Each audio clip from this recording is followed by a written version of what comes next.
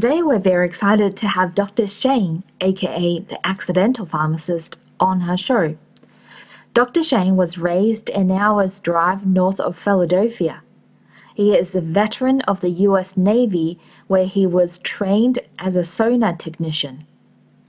Leaving after 4 years with no marketable civilian skills and custody of his infant son, he returned to home and started college.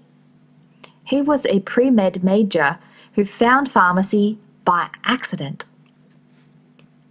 Dr. Shane worked in a number of different chain pharmacies. Through a series of happy accidents, he now is a partner at this pharmacy location in a remote area of the Southern California desert. He is the founder of the famous Accidental Pharmacist page on Facebook and has supported many pharmacists through their difficult times. Let's welcome Dr. Shane. Hi Shane, how are you today? Hey, how are you, Ali? Good, thank you. Welcome to the Pharmacy Entrepreneur TV. We're very excited to have you here, the famous Accidental Pharmacist. Oh yeah, famous. Famous for no hair. I don't know. Yes. Go to the page, watch the video. Yes, that's right, everyone. He actually shaved it today, so go to the page and watch the video. So we're all really curious. You have 69K followers right now on your Facebook page. We want to know, from pharmacists in Australia would like to know your story. Why did you start pharmacy and what do you love about pharmacy? Well, that's ties into the page name, The Accidental Pharmacist. I don't think most people grow up aspiring to be a pharmacist. I'm sure there's some people out there. My wife, Marilyn, is one of them. She knew very young, early into high school, that she wanted to be a pharmacist. Not myself. That was never on my radar. I joined the Navy right out of high school. I was supposed to go to college on a partial wrestling scholarship to Wilkes University, and I wanted to be an English teacher. That was always my aspiration when I was younger. Very young, I wanted to be a math teacher. Older, but I wanted to be a teacher, English specifically, possibly a literature professor when I got older. After going into the Navy, that's the one thing about the military, is that you end up putting your real life on hold for 4 years if you're not going to make it a career. So right when I got out of the Navy, I had the opportunity to see all my friends graduating from college. And so many of them had psychology degrees, business degrees, and teaching degrees. And so many were struggling to find work. Being from a small town, I'm from Wilkes-Barre, Pennsylvania, which is in northeastern Pennsylvania. That's a small community to begin with, and the economy's not great there. So I figured, oh gosh, if I'm going to go to college, I better have a job when I'm finished. Especially when I was in the military, I had a trial run at getting married. Because when you're in the military, you think you're a grown up, but it turns out you're not. You're just working like a grown up, but not necessarily there yet. So I got married, a trial run at that. I had a little boy, my oldest son, Sherrick, who's 21 now. I'm like, well, if I'm going to go to college, I better have a job when I'm finished. So I'm like, all right, I'll be a doctor. So I was pre-med my freshman year at the community college, and I ran into a guy whose brother was already in the pharmacy program. And that's the first time I ever heard of pharmacy being something you went to school for as long as you actually do. And I'm like, oh, that sounds kind of good. And I could do it. Wilkes had the program back then, 6 years to get your PharmD. And I'm like, all right, I'll do that. So I switched to pharmacy, and here I am. So that's the short of it. That's why I say the accidental pharmacist, because it all kind of just fell into place. I didn't aspire to be this, but somehow I'm here. And we have 63,000 likes on the page, and actually almost 75,000 followers. So there are people that follow the page but don't want to necessarily like it because they okay. under the radar. Well, that's a tip for everybody. Go and like the page of the Accidental Pharmacist. So what do you love about pharmacy since you start? accidentally got into pharmacy. Yeah, that's the thing is over the years I've really, I mean, even in school I grew to love the science the same way I love language, and all the things that I think the one good thing about the military and right after high school is that you have time to sort of grow into who you are. And I had a great time in high school, but I didn't do a whole lot of studying, played a lot of sports, did those kind of things. But I realized how much I love education, and I fell in love with the science first, and then when I graduated, I worked in the hospital a little bit when I was in school, but mostly in retail. Started out as an intern with CVS, and then signed with Walgreens out here in Southern California as soon as I graduated. And I just fit into the role because you get to interact with people so much, and I feel like you're on the front lines of healthcare, where you're so much more accessible than a lot of other fields. I mean, there are doctors and nurses out there who don't have as much patient interaction as you do as a pharmacist. Yeah, nurses do in some ways, but there are people, I feel like, I don't know what it's like in Australia, but if you work at a chain out here in Southern California, you would see the same. I feel like, gosh, these patients get medications every day in the store, just like intentionally, like staggered patients so they can come in just to talk to me, and that's what I loved about it. I mean, I really had a lot of connections throughout the years. There are patients that follow the page. I hate to say it, but you know, they scope you down on the internet, and they're like, oh my gosh, yeah. And then, so that's the unique thing about it, is because we're so accessible, you have such a bond with people that you see over the years.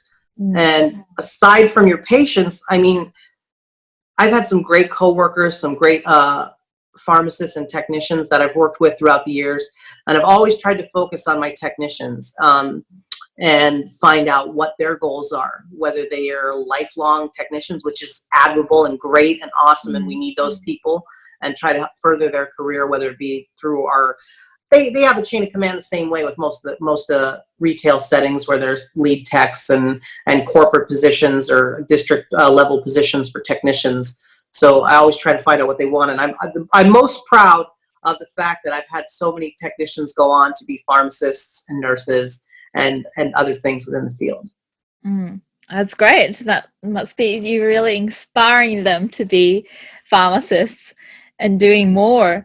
They must really love their job as well. Yeah, I'd like to think I'm a delight to work with, you know, but I don't know if everyone can say that.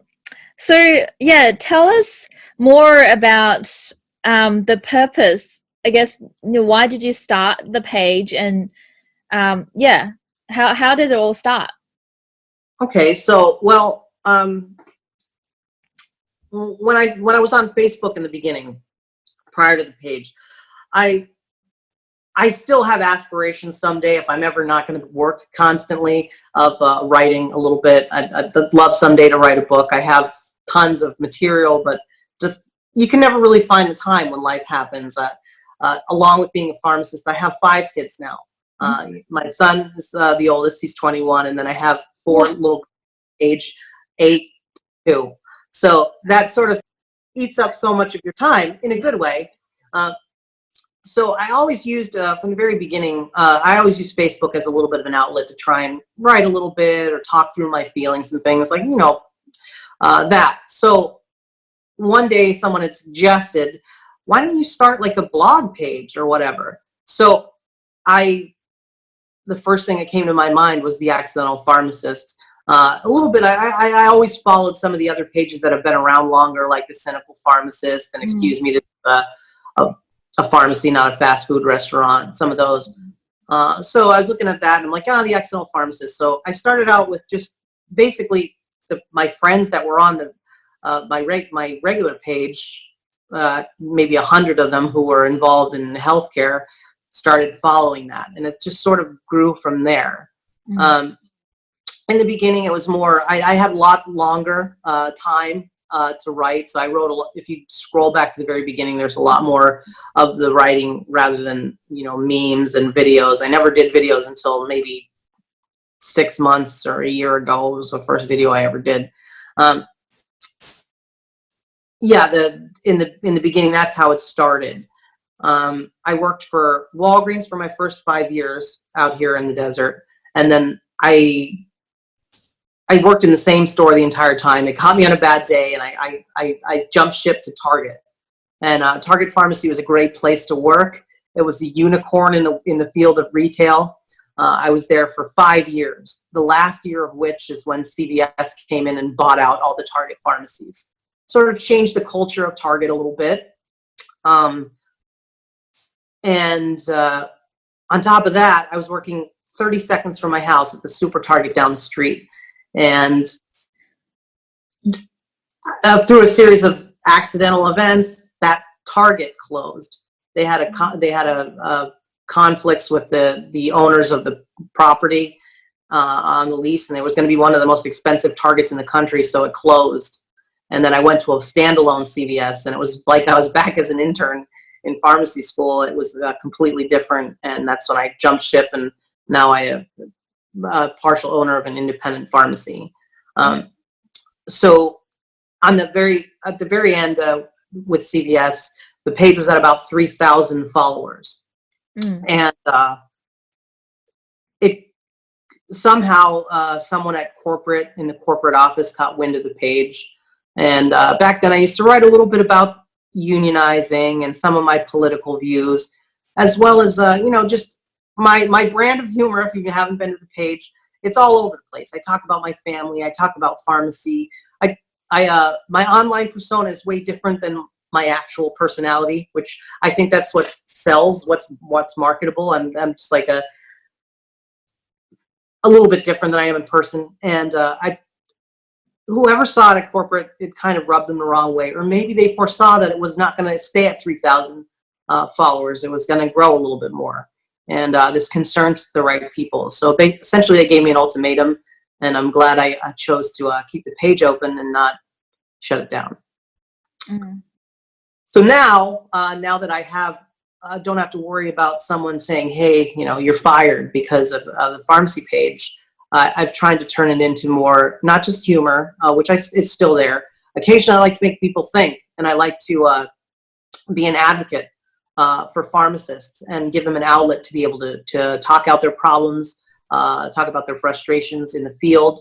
And yeah, that's basically what it's kind of morphed into a little bit of both. It's a blog, it's a page to find humor and just be able to smile on your break sometimes, but it's also a place for hopefully in the future to organize and to come together as a profession to do things that are going to benefit all of us.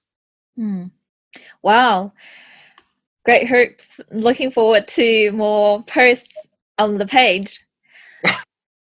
So what do you think now is happening in pharmacy, and what do you think tell us a bit more. I know you're in the US and it's very different in different countries, but yeah, just want to hear about your journey, and from graduating since 2007 till now, what has changed?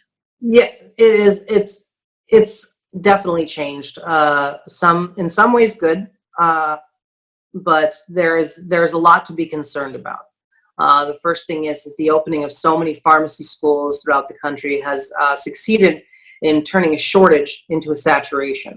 For starters, the market is definitely saturated in most parts of the country. You can still find good paying pharmacy gigs in retail in certain rural settings, but a lot of places that the salaries are going down. Just recently, I've been getting a lot of direct messages from new graduates who are shocked at their offer letters. They're starting at salaries that were higher 10 years ago. And it's concerning because if we don't do something to stop this, it's only going to get worse. And those pharmacists that are lucky enough to be out there, maybe midway through their career or approaching the end, who get those premium salaries are going to easily be replaced. And they're going to be on the hot seat to be replaced with every metric that they don't meet, with every new corporate edict that comes out. If they don't adhere to it, they'll be on the chopping block to be let go.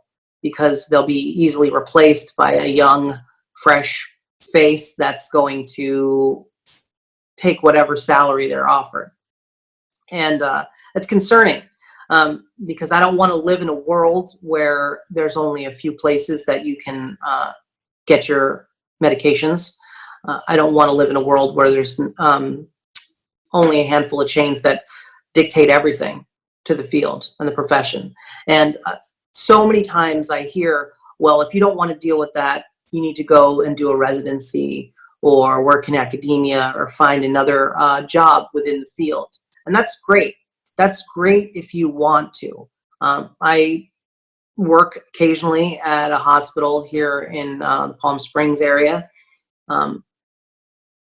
And I've worked in the hospital before, and it's great. And I think what they do there is awesome. And the residency trained pharmacists have a great deal to do in the hospital, and I applaud them for doing it. But their retail pharmacy is not going away, and it's needed. And patients, people who have a passion for that interaction I talked about, are never going to feel fulfilled in the same way, regardless of how many clinical things they learn to do in a hospital setting. So I think that it's important for us to come together as a profession. We have so many different organizations in the United States that are supposed to advocate for pharmacists. There are state organizations, there's national organizations, but it's all divided. The problem is that because it's so divided and everybody has their own agenda, we don't have a real strong voice that's advocating for pharmacists and technicians alone as a whole, and don't have any either political ties or ties to big box retailers or independent retail chains. So there's issues there, and that's what I'm trying to, my dream, my long-term dream is to have either an organization or a union that is solely comprised of pharmacists and technicians and works to prevent those issues that we have right now from getting worse. Mm. Mm. So in the US, there is no union for pharmacists only, to advocate for pharmacists, or? There are some local areas that have unions. There are some Rite Aids, there's some Walgreens, and there's some CVSs in specific parts of the country. They're unionized in some areas in Chicago and San Francisco. The CVS is actually out here. The technicians are union in this district, but there needs to be a push for a union nationwide for it to have any real lasting effect on the changes that are coming, and the more changes that are coming. Mm-hmm. So yeah, that's the thing. And most of it is technician unions, and there are a handful of pharmacy unions. Kaiser does have a union for their pharmacists, and some of the hospitals do. But I'm talking about maybe a new organization altogether. We've been throwing ideas around, and I've been talking, now that we just started raising money, trying to get some meetings with employment attorneys to see what the next steps would be to actually forming a brand new union. We're talking about Pharmacy Workers of America, PWA, is a name that I'm throwing around. We haven't decided on anything yet, but it's a lofty goal, because there's a lot to, rolling out a brand new union. Yeah, wow, big job there. So what's your vision for pharmacy industry from your point of view? My vision is, at least in the retail setting, is to have some standards in place that make the job as safe as possible to start with, because I'm not sure what it's like in Australia, but a lot of retail pharmacists are being pushed right to the edge with the amount of prescriptions they're supposed to churn out every day. The shifts that they put in. California has some good labor laws, so there's not those 12 and 14 and 16-hour shifts a lot. And if there are, you're getting paid time and a half or double time, depending upon how long the shift is. Lots of states do not have those rules in place for pharmacists. They're salaried, so they work really long hours, oftentimes by themselves or with very little technician help. I'd like to see there be standardized ratios for the amount of scripts that you do. This is the amount of tech help you get, and it's not up to every district to mess with those numbers based on their revenue. It should be, you do this many prescriptions, this is how much technician help you get. Also, if we had a union, we'd be able to say that this is the starting pay. I mean, it could fluctuate depending upon what area of the country, because the cost of living is vastly different, and I understand that. But built-in raises, there's some pharmacists out there that I'm sure haven't seen a raise in 4 years, regardless of how well they're doing for the company. I'm very concerned right now with the COVID testing that's coming out. Not that I don't think pharmacists should do it. I think it's great. I think it's another way to show the public exactly how much we can do as pharmacists. I always embraced immunizations. I always embraced health testing and all those things. And I would embrace COVID testing as well. But I'd hate to see CVS and Walgreens and major chains get multi-million-dollar contracts because these tests are going to be paid for in full by the US government, and they're going to use pharmacists' NPI numbers to bill for them, and they're going to churn them out like crazy. If you thought there were pushes for flu shots because they were profitable, imagine if you didn't even have to deal with any other insurances, you were just billing the government directly for this. They're going to make pharmacists do as many, and you're going to have a metric for that, and they're going to be like, oh, you need to do, hundreds a day. And they're probably not going to get any extra help. So I'd hate to see pharmacists be exploited like that without having some compensation. That's just like someone who works at a hospital, the management coming to doctors and saying, you need to see 500 patients today, and I better get that. You got to push up our revenue here. So I really think that now is the time for us to come together to do that, because if this is a cyclical thing, COVID testing was just going to be another one of those ancillary duties that corporate's going to be on your back for. Wow, definitely learning lots about the US culture and corporates and all that. Yeah. So what's your advice for aspiring pharmacists or current pharmacy students? My advice would be, if you're going to do this, make sure that you love people. Especially if you're going to work in retail, make sure that you really have a passion for it. I think so many people came into the profession before because they felt it was safe, and I'll include myself in that.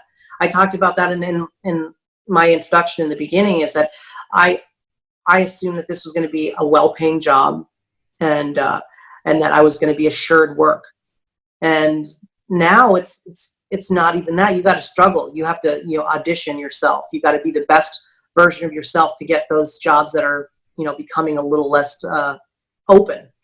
And so my advice is to work really hard.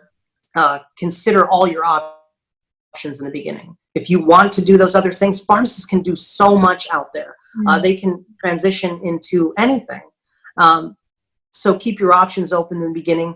Don't be afraid to take risks. That's what I tell my little girls, that you could be anything you want. Just don't be afraid to try things. The more darts you throw, the more chances you're going to hit that bullseye, and you're going to find something that works for you. And anything worth having is always about risking something else. And that's important to me to live my life like that. As I get into my 40s now, I still want to take risks. I still want to try and challenge myself and bite off more than I could chew sometimes, like this union thing. But it's important to do that. It keeps life spicy. And yeah, that's the best thing I could say about that, is do what you love, and don't be dissuaded from it if it's really what you're passionate about. Love it. Love it. Well, thank you so much for your time, Shane. I totally agree. Yeah, we need to do what we love, and yeah, just go and make it happen. Love All it. right. Thank you you very for much. your time for A lot today. of fun. At 5 o'clock in the morning. It was Yeah, awesome. yeah, 5 o'clock. Thank you so much for sharing your 5 a.m. with us in Australia. All Thank right. you. Okay, Have a good night. bye-bye.